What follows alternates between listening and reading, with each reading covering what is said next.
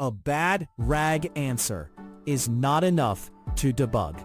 Use Phoenix traces and evals in Python to see which retrieval or generation step failed. This is the workflow you'll know how to run when we're done, which traces a retrieval run and evaluates its failures. I'm Professor Pi, teaching AI engineering and LLM systems with simple Python. RAG pipelines glue retrieval and generation together. When an answer is wrong, the tricky part is figuring which stage broke. Did the retriever never surface the right document? Or did the generator invent something from a partial context? Phoenix tracing gives each step its own span and lets you attach metadata. That turns a mystery into something you can inspect. Practically, this saves real time. Instead of hunting through responses and hoping to reproduce a bug, you replay a traced run and inspect the retriever attributes, the generated text, and a linked evaluation score. For a small demo, the overhead is negligible. For bigger experiments, you can tag runs by project name and compare retrieval or prompt changes across runs. Tracing makes the pipeline an auditable call tree. Each span shows inputs and outputs. Evals attach a quality metric to a trace, so you can see both what happened and how well it matched expectations. The goal is straightforward. Find the failing link fast. Without building a heavyweight monitoring system, we will build a small, focused demo that registers Phoenix tracing, logs a toy retriever and a grounded generator, pulls the stored spans into a data frame, and attaches a simple keyword recall evaluation. You will be able to run this locally, inspect the retriever outputs, and see an explicit evaluation span tied to the generated answer. Quick note, this code is designed to teach the core idea clearly. Library versions and local setups can vary, so check the official docs if your setup behaves differently. Now we register tracing and define the tiny corpus so the whole pipeline can be instrumented. This snippet registers Phoenix's OpenTelemetry bridge and defines the toy RAG corpus we will inspect. The call to register creates a tracer provider tied to the running Phoenix collector, and trace.getTracer hands back the tracer object every later span will share. The docs list models 3 FAQ entries that keep the retrieval logic interpretable at a glance, and the query string is the failure we will chase through the pipeline. Because Phoenix streams spans as soon as they are emitted, you can leave the collector host in your environment, or change project name to segment experiments.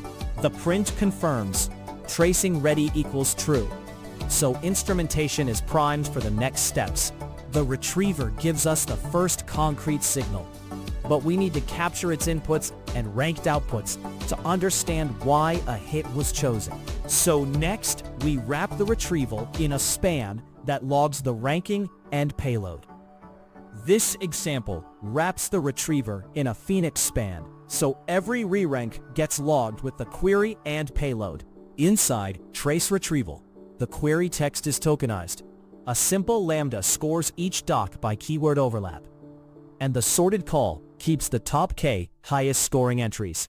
Span attributes capture both the span kind and a JSON payload of the ranked docs, which lets you later inspect exactly what retrieval returned. Raising top k surfaces more context, but also adds clutter in Phoenix, whereas lowering it tightens focus when you only care about the primary hit. The print shows retrieval top IDs, FAQ reset, FAQ delivery, proving the logged span matches our expectation. A single retriever span is useful, but a real RAG exchange has nested steps. We need a parent span that shows the retriever and the grounded generation together for a full audit trail. This code wraps the full RAG flow in a parent span, so Phoenix can display the entire call tree.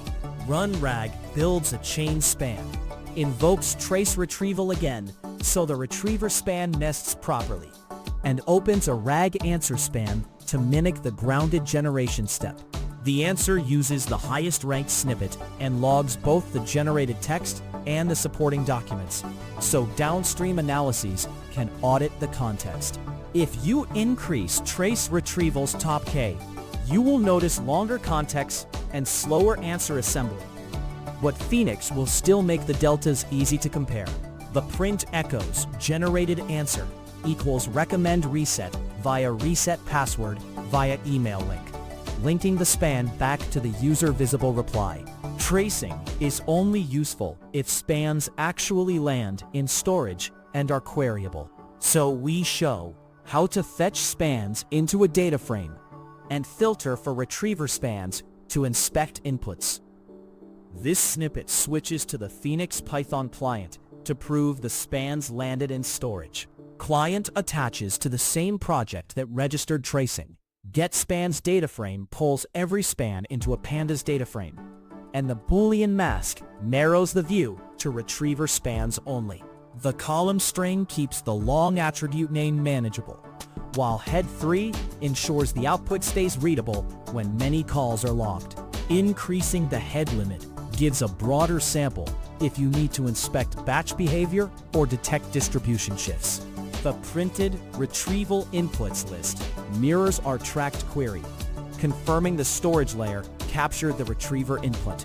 Now that we can trace and fetch spans, we want a simple automated quality check so Phoenix can chart when answers fail. We attach an evaluation span that records a tiny metric. This example attaches an evaluation span, so Phoenix surfaces a quality signal next to the trace. The keyword set encodes what the answer must mention. Hit ratio computes the share of match tokens, and eval attributes labels the span as an evaluation tied to the generated answer. Within the eval span, we store the metric name, numeric score, and expected queue list, so Phoenix can chart failures or regressions across runs. Expanding keywords makes the check stricter, while shrinking it relaxes the guardrail when you prototype broader prompts. The print reports keyword recall equals 1.00, showing this run met the simple evaluation rule. If you map this toy flow to a real project, the retriever becomes a production index, the generator becomes your model endpoint, and the Phoenix traces give you a single pane to compare runs. Traces show whether a missed fact came from a retrieval gap or a generation error, and the eval spans make it simple to track regressions over time. Recap: this is tracing the RAG call tree, not just saving final answers. Use tracing when you need to deterministically find whether failures come from retrieval or from the generator. One caveat: the extra spans add verbosity and storage, so tune what you log for production volume. Next step: scale the same demo to a larger corpus with an ANN index and add timing and accuracy checks across hundreds of queries to spot distribution shifts. If short, practical AI engineering helps, subscribe and watch the AI engineering videos.